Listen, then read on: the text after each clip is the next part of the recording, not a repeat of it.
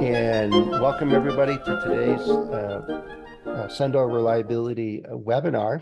And today I'm going to talk about process capability. Last month I talked about control charts and statistical process control, which I mentioned then, and as I know many of you know, is related to in a piece of what process capability is all about.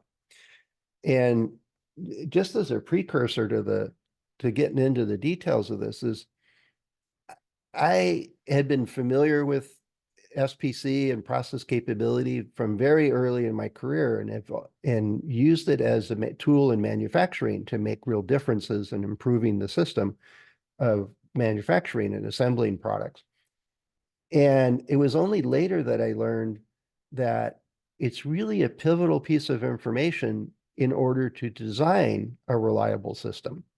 And it's not the only piece of information in the DFR toolbook or pan, whatever I want to say panacea, but that's not the right word, pantheon of ways we can improve designs.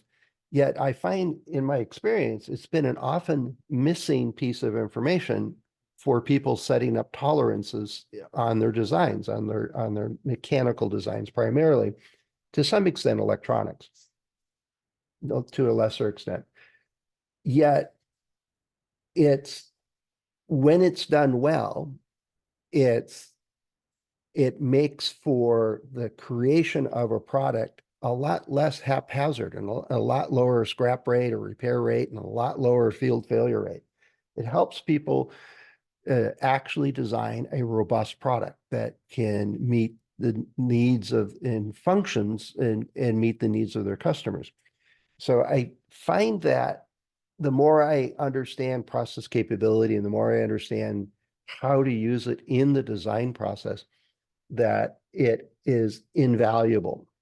The hurdle is it's long been associated, well, that's what quality does, and they do that in manufacturing.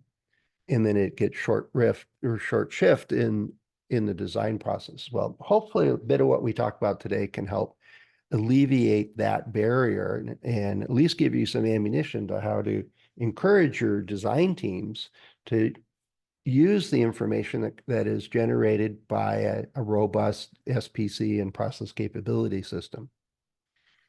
All right, so let's see. Now, a precursor to this, and we talked a lot about it last month, is that you have a stable process. A stable process is not that you have a control chart. A stable process is the analysis of your system, your process, commonly using control charts, that exhibits and maintains a consistent process. So what I create today will be very, very similar to what I create tomorrow. And just because it did it 2 days in a row, it's no guarantee that it'll be stable next week. So part of it is the ongoing monitoring that you still have a stable process. So that's a requirement in order to even consider doing process capability and calculating the indices that we'll talk about shortly. The other part of this is that you need to have specifications. You need a drawing or a set of requirements or something that says, well, here's what we want this part to be. We want it to be 2 millimeters thick. And if it's plus or minus 1/10 of a millimeter, that's our tolerances.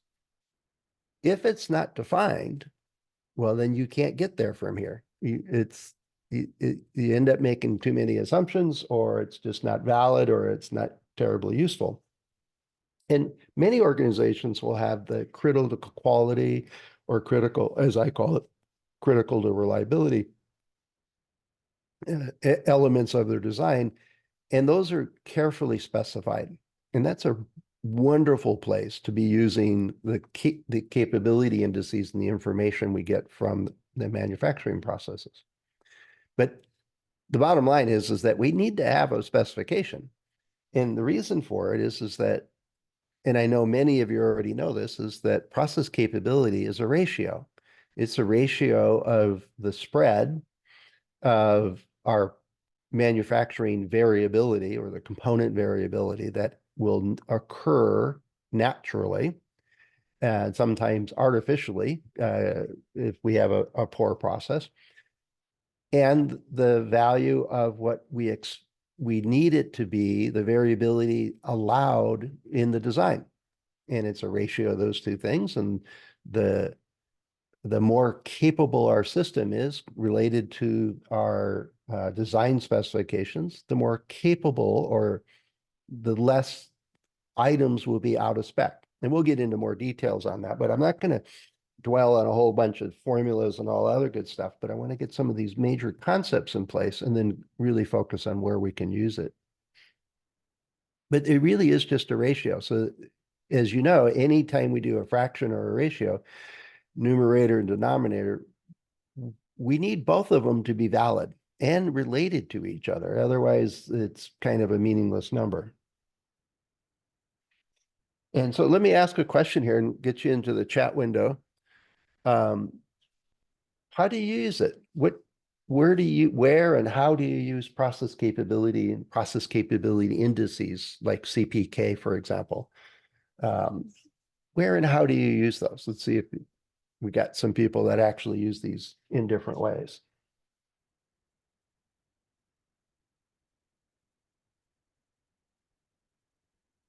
Usually I put these questions in here so I could take a sip of coffee or water, but I forgot to bring some up today.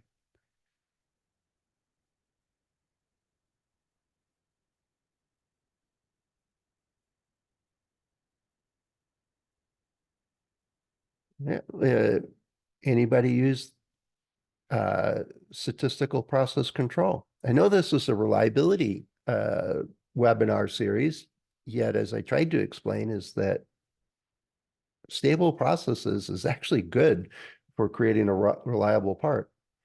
Let's see, got a couple of them. Verifying the parts we receive are consistent with the specs, used in field service for measurement equipment purposes. Okay, I haven't heard about that one, Michael. I'll have to explore that some more. Yeah, okay. Parts approval for customers. Okay, that looks good. Looks good.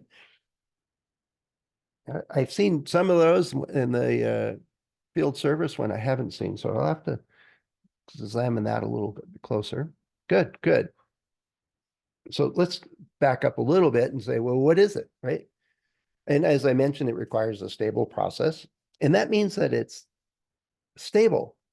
That means last week and last month, the process is creating parts in the same targeted value or nominal value that we get consistently from it with some minor variation, and that we get a spread of those measurements that we take on our process in a, say, a normal distribution that is the mean and standard deviation are the same or very similar to what they were last month, for example.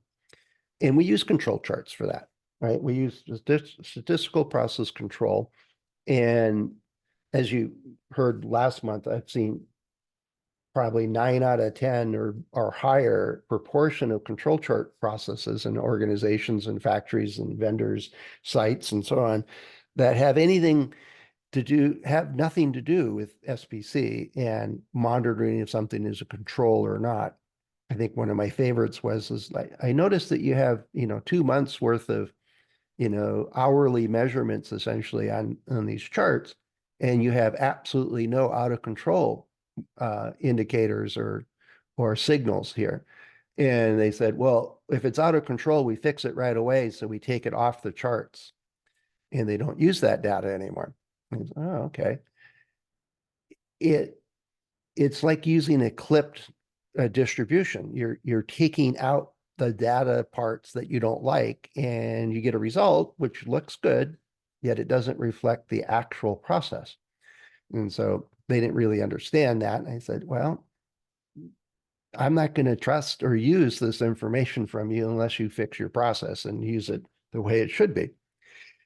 The hard part here, or the reason it has to be stable, is that we're going to use the mean and the standard deviation in these indices that we calculate. And we need to know what's the nature of that distribution. Is it normal? Is it skewed? Is it log normal? Is it some other? Is it clipped? What is the nature of the spread of the measurements that we're making on our process, right? And using SPC is a very good way to get a reasonable estimate of the population's mean and standard deviation, or shape and scale factors, depending on what distribution we're dealing with. And if we don't know that, well, I should mention one of the really interesting things is that every single distribution, name any distribution whatsoever, it has a mean and standard deviation. It doesn't imply that it's a normally distributed distribution. It's just that if you get a stack of numbers, you can calculate a mean and standard deviation pretty quickly. But doing a histogram or doing some regression analysis to figure out what distribution it really is a step in this process. Now, a lot of times in SPC, if we're doing like an X bar chart, we're relying on the central limit theorem, that we get a normal-ish kind of distribution at the end of the day. And we can use that also. But the idea is that we're trying to estimate the mean and the standard deviation, oftentimes for the common capability indices. And if the process is not stable, then neither is the mean and standard deviation that we estimate from that process. And just because it was good yesterday doesn't mean it's good tomorrow. Invalidating the capability indices that are using that kind of data. So part of, and at one point, I remember we had a vendor that says, well, we'll send you the actual control chart for this batch. And it turns out, if you remember from last month, is that they were photocopying them by the thousands, the one that looked good, and they would just change the date on it and slap that into the box and send it to us. And I'm like, after about 4 or 5 of these, I noticed that I was trying to see what their ongoing capability was, and noticed that these charts were all identical. And I'm like, all right, they're checking the box that they got to send a control chart. They kind of missed the part that we actually wanted real data and evidence that they actually had a stable process. This is so important. I'm going to come back to it over and over again, and it's mostly based on my experience with vendor visits and vendor audits and assessments in organizations, that we just assume it's stable. The parts are coming off the line and the scrap rate isn't too terribly high, so the repair rate's not too terribly high, so we assume it's stable, which is a critical failure, I think, in the process of then being able to actually calculate a capability index that actually means anything. And so maybe I'm just have been in the wrong factories, I guess. The other piece of this, as I mentioned at the top, is that we need a target and a tolerance. And I've seen some really poor measurement systems and drawings and targets and so on. And I've seen some very, very good ones. And where they use simulation methods, and they use stack up analysis, and they use all kinds of interesting tools in order to balance the various trade-offs of creating a design that actually works and is robust and takes into account that not every component or cut or hole drilled will be exactly the same, in order to get the performance that is required. And as you can imagine, I just named 2, 3 different variables there, but there's also, can we actually assemble it? Is there and on and on and on. There's lots and lots of different variables that our design teams have to juggle in order to create a product, or even the features within the product, that just work, and just work in a wide range of conditions and use profiles and so on. Plus, with typically either an unknown or an expected amount of variation from component to component or from assembly step to assembly step. But what we need is that drawing. We need that set of documents or specifications that say, well, we have a target. It should be 2 millimeters. And that's what it would be perfect. If every single thickness was exactly 2 millimeters, then this function would be just, it would always work. Yet we know that that's not possible. It's physically impossible for us, our mere mortals to make things that are exactly the same. There's way too many forces at play that cause variation in anything that we manufacture or even create. So there are tolerances. So the design team then takes a look at, so if this isn't 2 millimeters, it has to be within plus or minus, say, 0.1 millimeters, and then it'll still work. It also brings in that concept of the Taguchi loss function. If you're familiar with it, you'll remember that it's basically a curve that says that the cost of unreliability is at a minimum when your component or manufacturing process or whatever it is you're measuring is exactly on target. That any deviation from being perfect is going to cause the product to wear a little bit faster, to be harder to assemble, and if it gets far enough away, whether or not there's tolerances there or not, it's going to fail.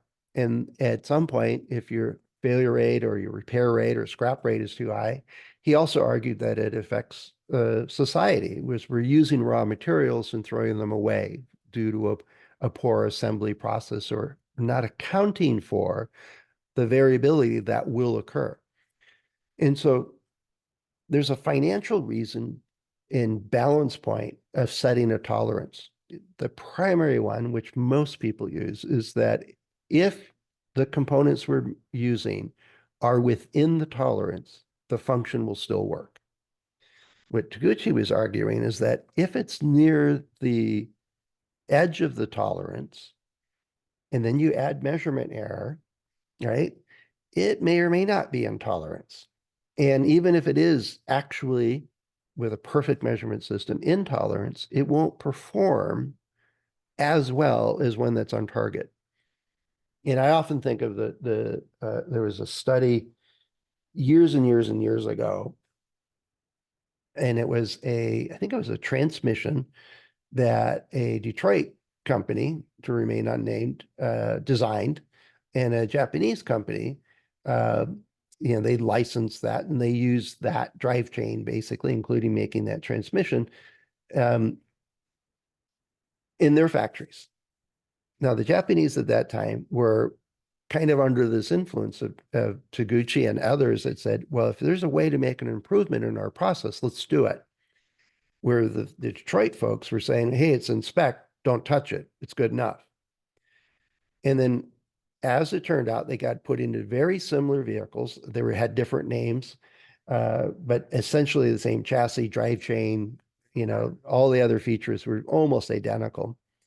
And they went out on the roads and got used and so on. But over the couple of years, it was very noticeable. This is why it was studied, is that the US made transmissions failed like 10 to 20 times more often, to a great degree of cost, than the ones made in Japan.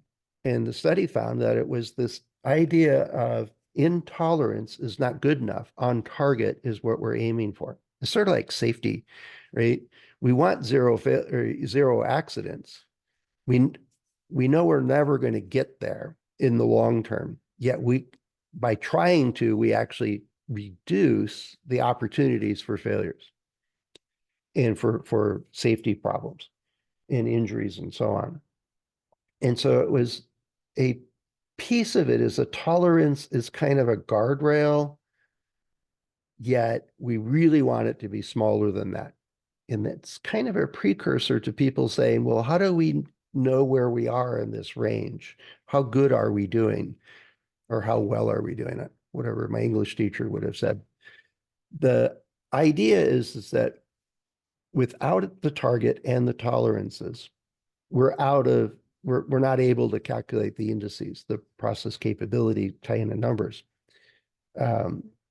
So it's important not only for the design and for the design intent, but it's also important for us to understand how does that match up to what we're capable of doing coming out of a stable process. And as I mentioned also at the top, it's a ratio, right? It's the spread of the tolerance over the spread of the stable process. And let's see, I was going to do a drawing here, but I think I've got more drawings coming up in the next set of slides. And we're also going to talk about a handful of the different kinds of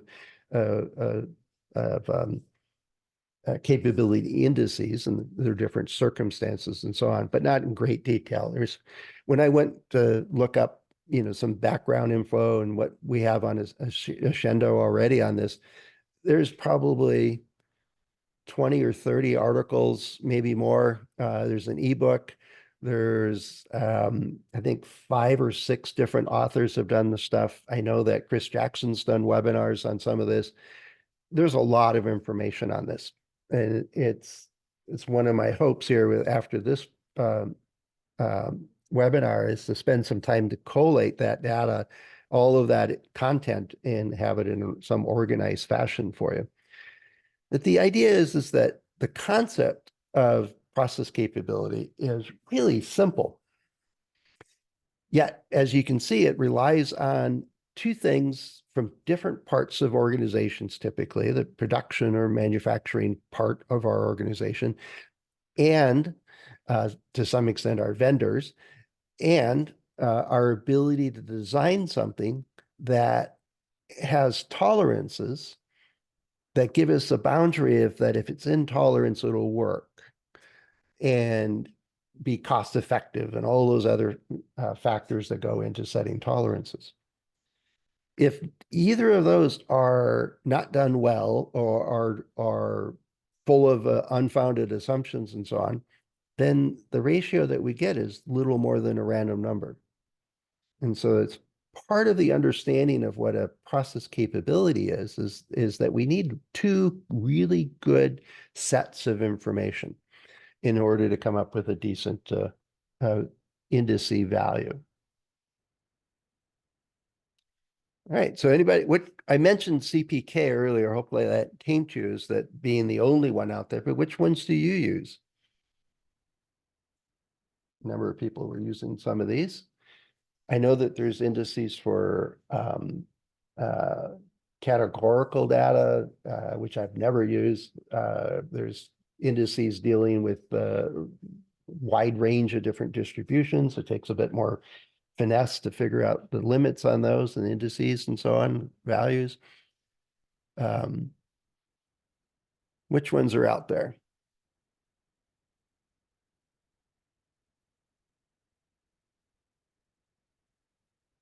Should also ask if you have a policy, basically. I know a couple people are talking about parts approval and so on. Is there a, like if it's CPK, is it 1.33 is appropriate, or do you want 2.0 or some other magic number that says that they're approved, or they need to do more work, or some other action occurs? But which indices are you using?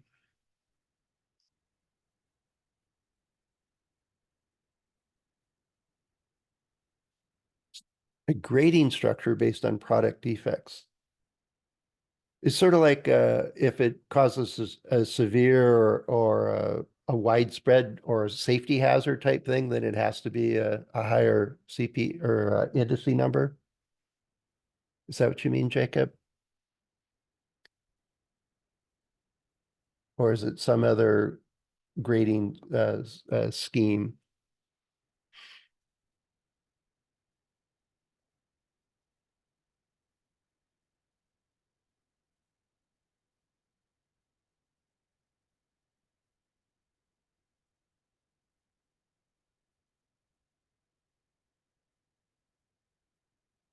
The NLGA guidelines. I'll have to look that up for wood products. There's between shipping products overseas. Oh, interesting. I would have never guessed. Yeah, and I know um, in medical devices, I've run into where they use the results of their hazard analysis, where it's like, if this fails, it'll cause harm to the patient. So that gets a high priority and it ends up being monitored and controlled much tighter. And I would suspect then if they were using controlled process capability, they would require much higher capability there. Um, I've seen it that way. And I'm quite sure there are other guidelines and grading requirements out there that give you specifications. I remember early on when I was really starting to learn about process capability and process control, we got feedback from it was a distributor that was part of our company in Japan, and they were complaining that our 100-meter coils of this heating cable we were making weren't actually 100 meters. In the typical process that we used is that accounting for measurement error is our teams that were cutting the wire and packaging it would go to 100 meters and then take maybe another meter off and wrap that in and finish that into the box.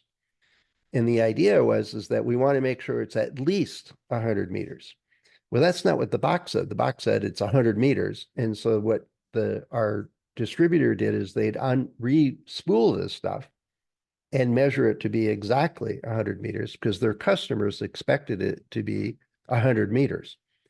And there was some tolerance on that where it was close enough, but apparently adding to a box 101 meter was unacceptable. And so they would cut it off and repackage it, which I thought was odd. But different parts of the world and different customs have different expectations. So that probably applies in lots of different areas. All right, couple of indices. The CP, many of you have undoubtedly heard of it, and there's a sister to this called PP, and it's used for a short process analysis, or where you have limited data, or using it on prototypes is where that comes into play.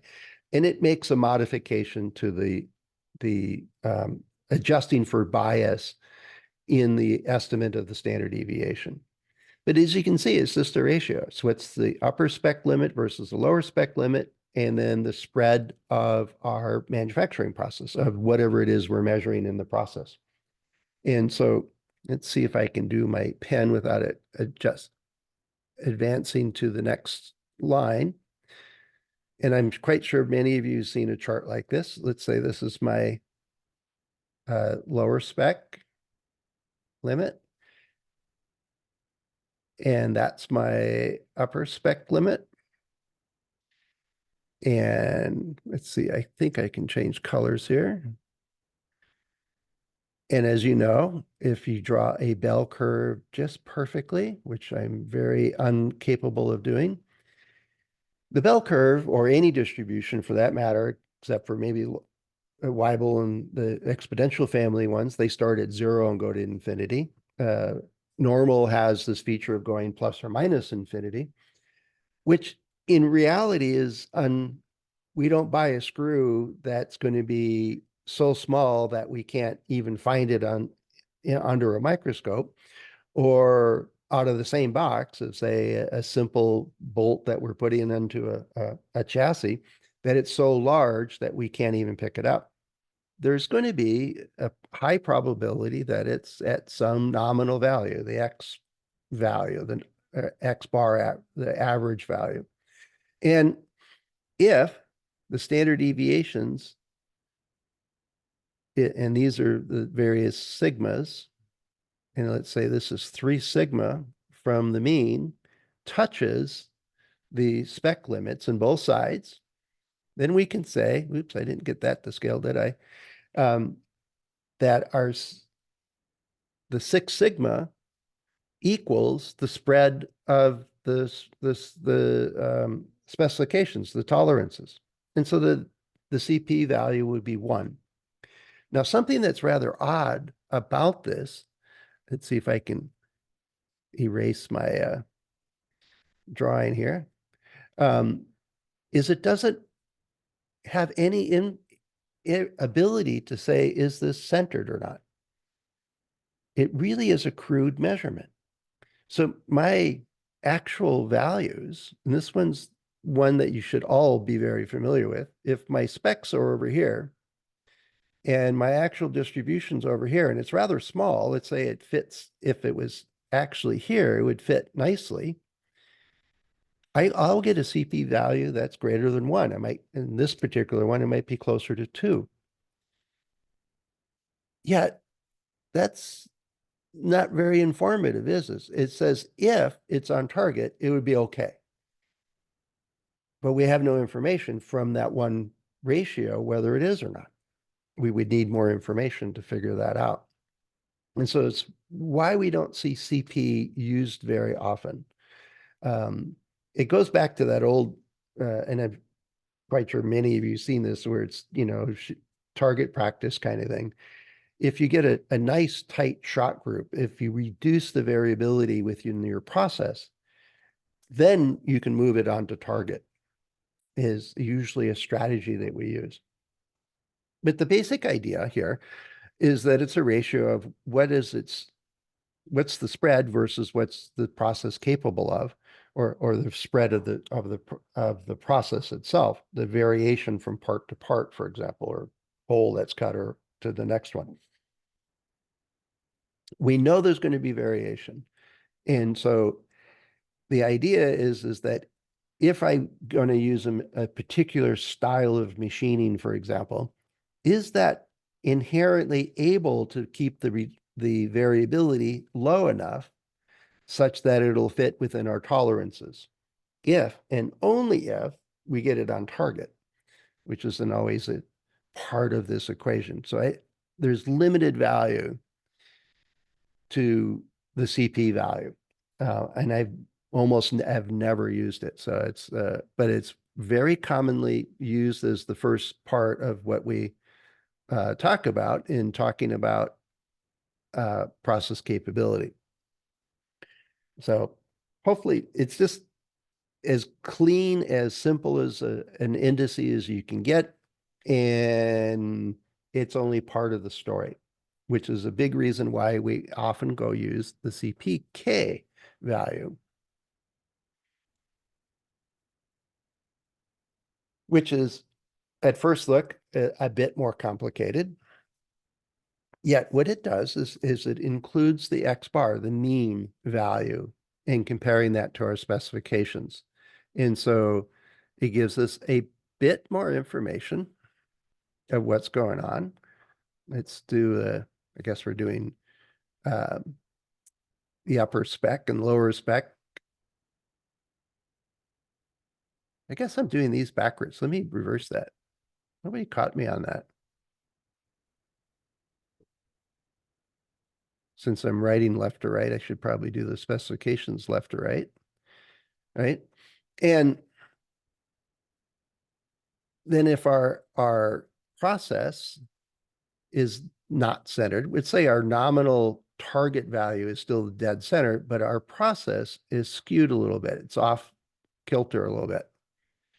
What this does is say, well, the likelihood of getting a failure is on this tail that's closer to one of the specifications in the upper spec, where this is a longer distance to go. So the probability of this curve is much, much lower here.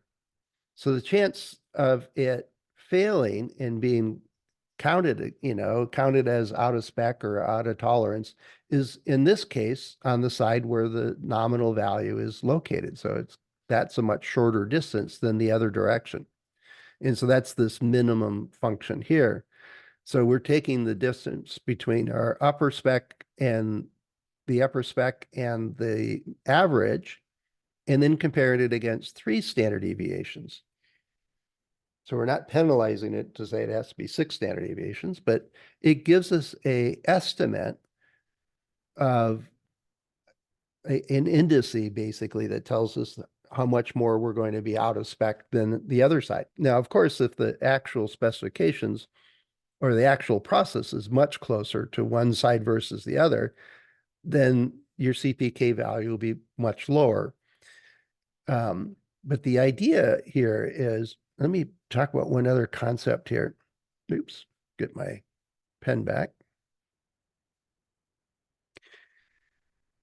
There's this notion of 3 sigma here, and on the CP value it was 6 sigma, was that the normal distribution, which we commonly use in process capability analysis, but not always, depends on really on what's actually happening with your data set and your actual process, is this concept many of you have heard about called 6 sigma.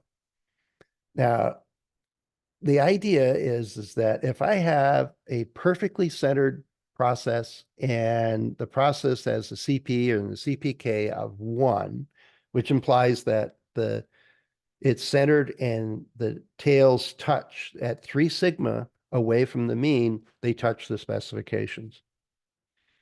Now that's one concept, right? And there's tallies and tables out there that say, if I have that situation where I have a distribution that hits at plus or minus 3 standard deviations, CP's 1, there's tables out there that say, well, what's the proportion of units that are expected to be outside of the specification? And with a normal distribution, I think it's what 99.7 are inside, so 0.3 or a very small number. I'm drawing a blank. I should have written these down. And for some industries and some applications, that would be fine. Now, and then you'll run into other tables and other stuff. And this came out of some of the books from Motorola when they started using 6 sigma type design practices. Is they said that in their research, they found that the mean value, even in a stable process, would move 1.5 standard deviations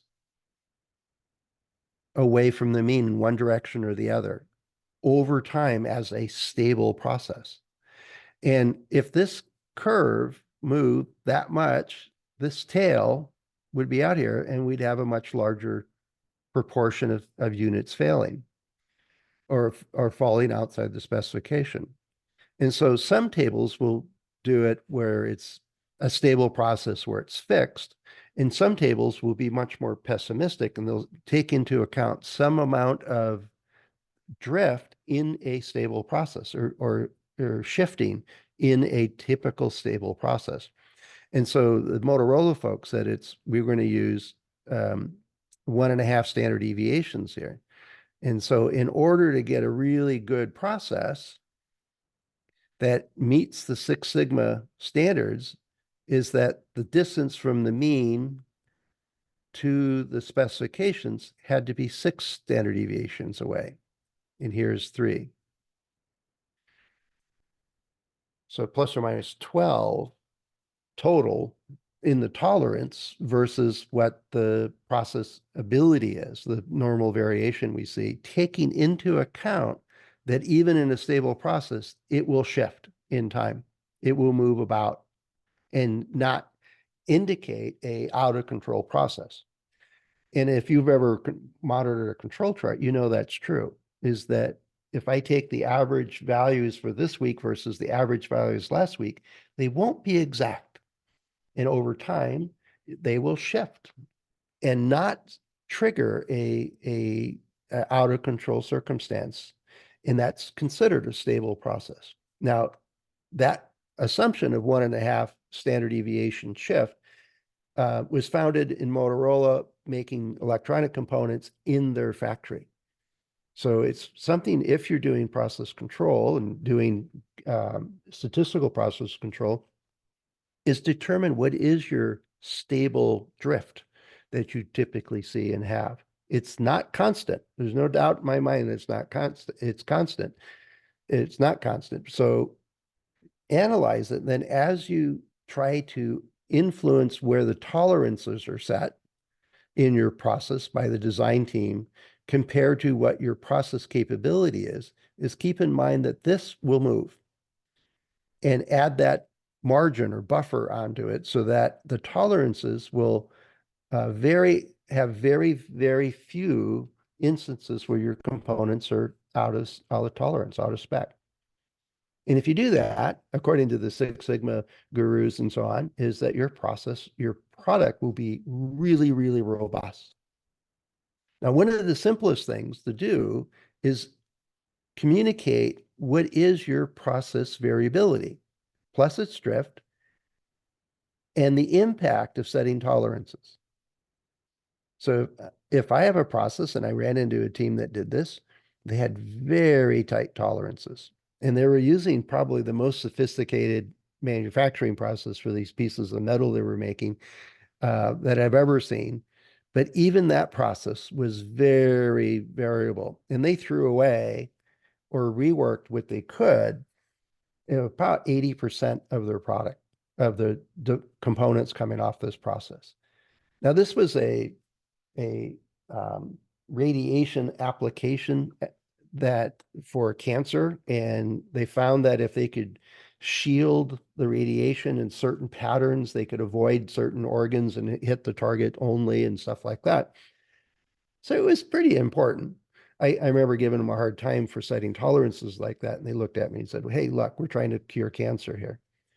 But they deliberately did that because if they didn't keep that tolerance, then the radiation would get to places it wasn't supposed to get. And so they were paying a lot to toss out all the parts that could not meet the tolerances. They also spent a lot of time in measurement analysis too, uh, measurement system analysis, to make sure that their measurements weren't adding to the problem. But the concept here, the CPK part, is that it's two parts. What are your tolerances? And you can get a higher CPK value by increasing your tolerance range. Or you can work with manufacturing or use a different manufacturing process to reduce your variability and narrow that down. And so there's two prongs that we can use to do this. And it's usually, in my experience, the best ones are where those two teams work together to figure out, well, what's the right process that meets the design requirements? And there's going to be tension. And those are the areas we go make improvements in the process, or we make improvements in the design so that they could improve the tolerance spread that they're requiring. So hopefully you see where this starts to tie really closely into what, I don't know if I can just draw around the outside. No, I got to touch each one. The idea is that process capability is a vehicle for us to talk to our design teams with manufacturing information, and for our manufacturing teams to talk to the design teams to minimize scrap and rework and so on. It's a communication tool and to a large degree. And some of the people who mentioned how to use it is, qualifying vendors and so on. I hope in the last 20 minutes, 30 minutes or so that you've come up with a few things that you need to double check. And I would extend, instead of qualifying a vendor, is extend that into a conversation for those critical parts, the pieces that really do make a difference for the performance and or the functionality or reliability of your product, that those become a communication between the maker of that component or the maker of that modular system and the design team, and what is possible and what is required, and try to get those such that what's required fits nicely within what's possible. That's the real goal. All right. Now there's all kinds of other indices. I've been following quality literature and process capability stuff, oh geez, since the 80s. And a really convenient way to get published in a technical journal is to come up with another indice.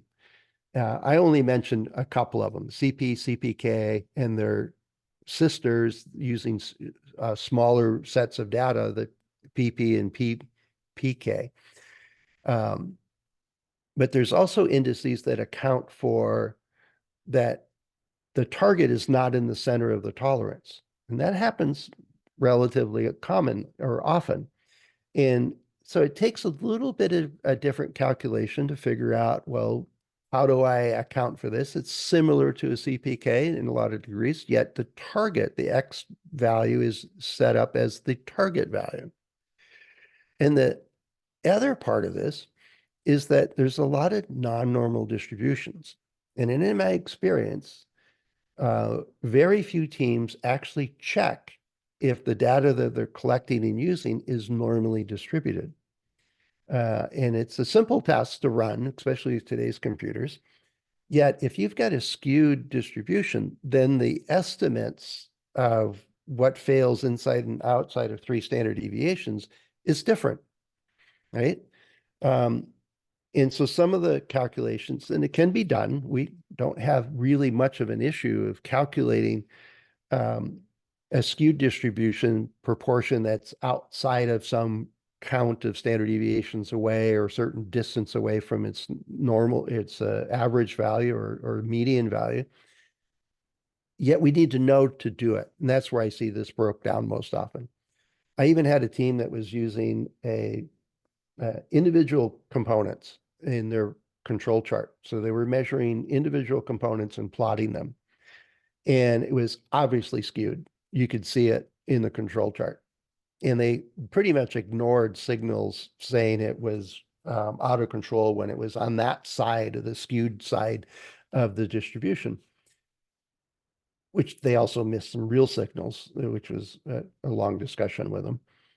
But they didn't adjust their control limits. They just assumed it was normal. Yet all the evidence, just looking at it casually, and then when we got into the actual numbers, is like, this is pretty heavily skewed. You need to use a different kind of or a control chart. But it also affects the different kinds of indices and how we calculate what's the expected proportion inside or outside of tolerances and so on. And I'm quite sure there's a few more, or quite a few more, because there was stuff for circular, for radians. There was another one. Well, I'm drawing a blank. I looked at a bunch of them yesterday, and I'm just drawing a complete blank. But there's plenty other ones out there. It doesn't always have to be the CPK indice. In the control charts we use, we know that we have lots of different ones of those. So use the ones that are appropriate.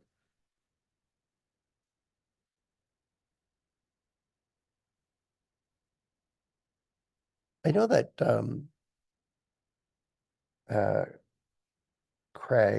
uh, Dennis Craig wrote a whole series of articles on process capability, and he talked about non-normal and a couple ways to deal with that, or the other distributions. He also talked about non-centered ones and so on. So I know there's great information out there just on Accendo, but also in the literature. All right. As you know, I love talking about the stuff I've seen that didn't go quite well, and I've already mentioned a couple of them, but um, Rowley's distribution. Yeah, that's another one. Isn't that like a special case of a Weibull, or is that a special case of a normal? I forget. Um, it's interesting. There's like variations. Raleigh, I think, is the one where the Weibull has a slope of, or a beta value of 2. So it has a constant change. Yeah, shape parameter of 2.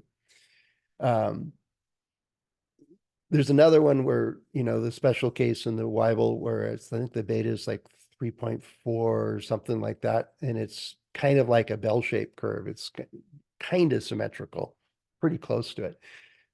When you get into how these distributions work and all the various subcases and special cases, people were able to get their name attached to some of these because they found an interesting phenomena that occurs. I haven't spent enough time fussing around with distributions and data sets to get anything named after me. So that's one path if you're interested. I'm sure there's plenty of other ones still out there to be discovered. All right. So let's talk about when it's not a process capability index that's worth looking at. And you already can guess is if you're not doing control charting and you just assume that we have a stable process and that our process variation is very, very small, I could say our CP is 2 to 6 or whatever number I want. And unless you check, you wouldn't know. Get the real data, especially if you're doing a vendor assessment or if it's a critical part to your process. And that if it goes out of control or if you collect a batch that is going to cost you a lot of rework and scrap, just, going with the calculated chart is really a lot of trust that they're actually doing the control chart process and the calculations correctly. There's plenty of poor assumptions out there as to, well, it's got to be normal. We measure, we take an average of two components, and like, well, it's getting closer to normal. Yet, if the underlying distribution is heavily skewed, the average of those two values will still be skewed. And so that assumption breaks down pretty quick. Check the assumptions and understand what they are. And that goes with any of our data analysis, any of that stuff we typically do. I've had way too many teams saying, well, we've been making these parts for 20 years, and of course it's stable. We know what we're doing. And then we went out and said, all right, great, let's go measure 30 parts. What's the estimated standard deviation that you say you know? And they give me a number. And we go out and measure 30 parts, and it's nowhere near that. And they says, well, that's just a sample. And he says, well, what's the chance, use the hypergeometric distribution, that if your true stable process had a variance of 2 millimeters, and we happen to take a sample out of your millions of units you produce, you have a known standard deviation of 2 millimeters, and we took 30 samples at random as we could get out of that population, and measured them, and we're at 10 millimeters standard deviation. What is the probability that would occur? And it doesn't take a rocket scientist or a statistician to figure out that it's very unlikely that a sample from a stable process at 2 millimeter standard deviation would create a result at 10 millimeters. And they were aghast and says, oh, it was a bad sample. And they came up with a bunch of excuses. Needless to say, we didn't bring on that vendor to produce parts for us. They were more interested in excuses and hand waving than actual dealing what they should be doing to create a consistent part. Another group used just pure theoretical. They said, this is a stamping process, and the spec on the stamping machine from that vendor says that we could hold tolerances to 5 millimeters, whatever the number is. Well, have you ever measured it? Well, no, of course not. It's in the requirements from the vendor that we bought it from. Well, where did they get that value? Well, they know what they're doing. They make these parts. Well, do they stamp components like you do? Oh, no, they just make the machines to do it. And it went on kind of downhill from there. And so we went out and started measuring stuff. And that team then decided that their measurement systems were no good, which they weren't, and said, well, we'll fix that and then we'll be in good shape. And as far as I know, they never did. And then they thought that this control chart stuff was hogwash. We don't need to do that. Well, for the process we were using, that was not an acceptable turn of events. And so we ended up finding another vendor to stamp these parts for us. Because if we can't line up holes and bolt the chassis together, for example, then we've got scrap or we got rework and we got delays in the process. And that starts to add up, especially for high volume stuff. And so we need a better answer. So if I'm comparing two vendors and one of them is actually doing process control and understands the calculations and the assumptions underneath, what does it mean to have a stable process from a SPC process capability type of thing, and they can, show the different steps they use and assumptions they're making and how they check them and so on, versus one that has control charts under a glass panel in the visitors lobby, and that's the only place they exist. I'd pick the one that knows what they're doing. And it's all too often, especially in my experience, is that the folks doing the assessments really don't understand process capability to really understand whether they're looking at a good process or not. Now, they've got a lot of other things they're looking for. Are they a viable business? Do they have the capacity? Do they have the right pricing? All those kinds of things. Yet like in many things in reliability, is the true cost will become in poor performance of our products in the field or poor manufacturing results and yields coming out of our factories. Those aren't seen until long after the decision is made to buy a product, bring on a particular vendor or process. Tolerance issues. How many of you have seen a drawing that has a little box in the corner and they say tolerances plus or minus 10%? And there's no specified tolerances anywhere on the drawing. So it's just the blanket boilerplate. We're going to design it.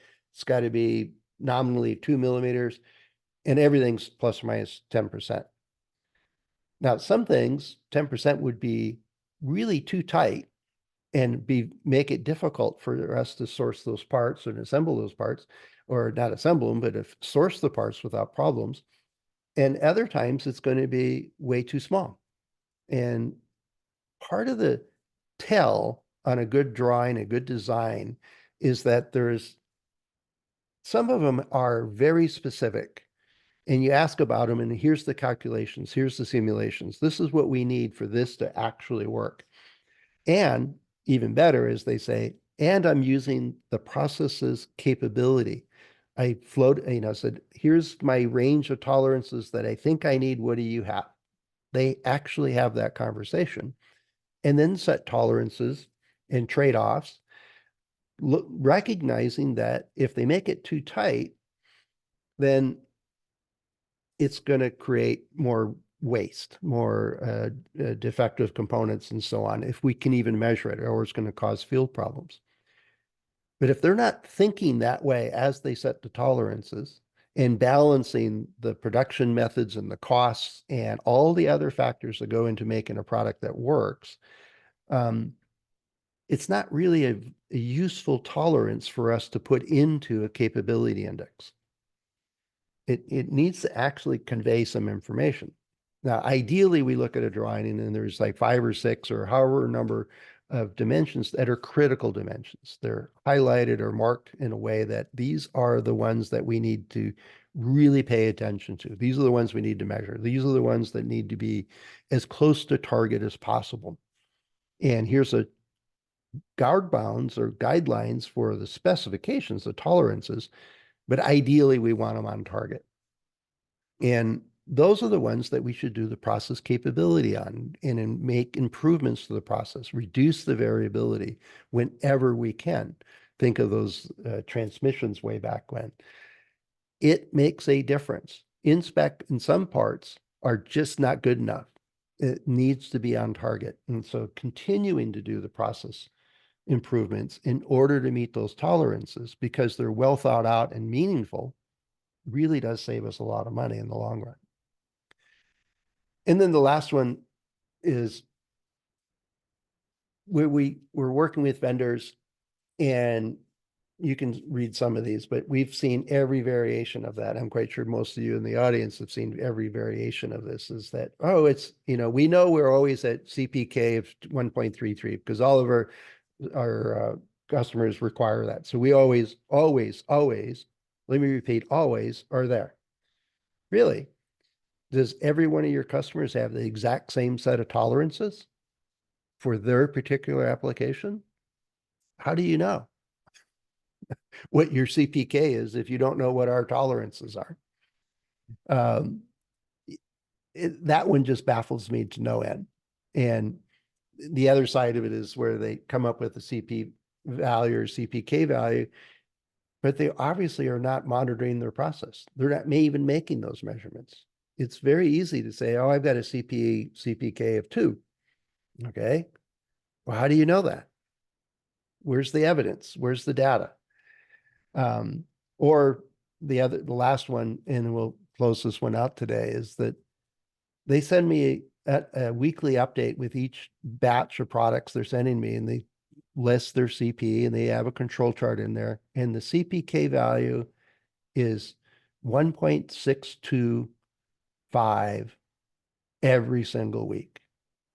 Now, the likelihood that every batch of material has exactly the same amount of variability is near impossible. And sometimes they'll round it off. They're using Minitab or whatever software package, and their CPK value is calculated out to 5 digits. And if they can hit 5 digits consistently week after week, they're either are a miracle manufacturing facility or they're just straight off lying to us. And so be aware of that. As Carl mentioned somewhere in the questions stat or in the chat, I think it was, is that, variation happens.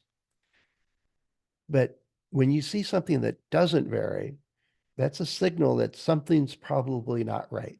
It may be ignorance, it may be an honest mistake, or it may be they just don't care or something else. So in this, I don't know, I guess it turned into a rant at some point, but the idea is that if it's working for you and you're getting good results, that's great. If you're doing this and it's kind of not really making a difference and it's just a checkbox kind of thing, you have the opportunity to actually look at that process and the whole setup of where and how is this data being collected and is it valid? And if it's not valid, very quickly organizations or teams will recognize that it's not helpful. It's kind of a random number. It's not meaningful. I'm not going to pay attention to it. If you can change that, make it valid information that gives you true insights in between the concept of tolerances and variation of your process, that becomes really important information for making all kinds of design decisions, vendor decisions, manufacturing improvement decisions, and so on. So it can make a significant impact if the underlying process and data that feed into it and decisions and assumptions that feed into it are equally valid. And so it gives you an opportunity to take a look at where you can really make an impact on the product quality and reliability and reduce costs and all those kind of wonderful things. All right, well, I'll stay on the line.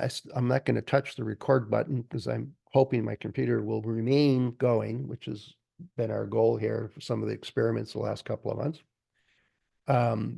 So if you have any thoughts or questions or anything you'd like to add on it, I got a few comments and stuff throughout. Yeah, here's Carl's. There's always variation. We do not live in a perfect world. What we can check, is it good enough? And good enough might be for your critical component to have CPK value 2 or more. On the other hand, I actually did a test, or I ran into a pile of data from an ongoing reliability test that apparently nobody in the organization had ever looked for because they were busy designing the next product. And they were paying for tests that had a CP value of 20. And like, why are you even bothering destroying these components to make these measurements when the process is so capable and it's not even a critical component? Why are you measuring this every month for 30 units and paying for all that? And so we got rid of, based on that basic analysis, we ended up out of like 17 or 18 tests they ran every month. We got rid of 15 of them. The other 2 actually predicted field problems. And so we kept those and said, we're only going to keep those if somebody actually looks at it and does something about it. That was one of my favorite uses of the CPK calculations. This is so capable. Why are we even bothering to look at it? It's just ridiculous how good that process is. So trust them. They got it under control. They're good. And it saved us, I don't know how much money at that point. All right. So what are your thoughts, questions, whatever? So got one here from Jacob. Comment on different customers having differing product performance standards, making a standard tolerance is much harder to set up from a general standpoint. Totally agreed. Yeah. It really needs to be fit, right? Every design we make is going to be slightly different. And as we move into different designs, new technologies, different environments, the tolerances in one area may or may not work for another area. And it's really fruitful if we spend the time working on the critical to quality or the critical to reliability areas, the ones that really do make a difference if they're off.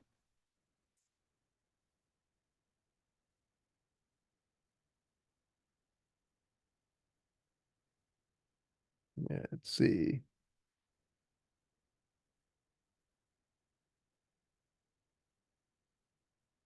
Yeah, thanks, Jacob. Appreciate it. Thanks, Sebastian. Appreciate it. All right, looks like folks are heading off for the rest of their day. Hopefully it's going to be a nice, stable process for you for the rest of the week. That you get stuff done and you're consistent about it, all that other good stuff.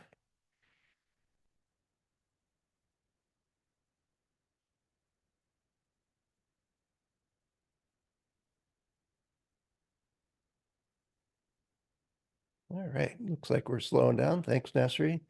So it's this idea of tolerancing process capability, process control, um, I think done well, and I've seen examples of it, when it's done well, it can really make a difference. I mean, a significant difference in the performance of your product and the robustness of your early design so that you can, breeze through the design process and not have a bunch of nuisance problems and errors and have to go solve some crazy thing, but you can focus on what's the most important. So it helps in so many different ways. So with that, wish you all a great rest of your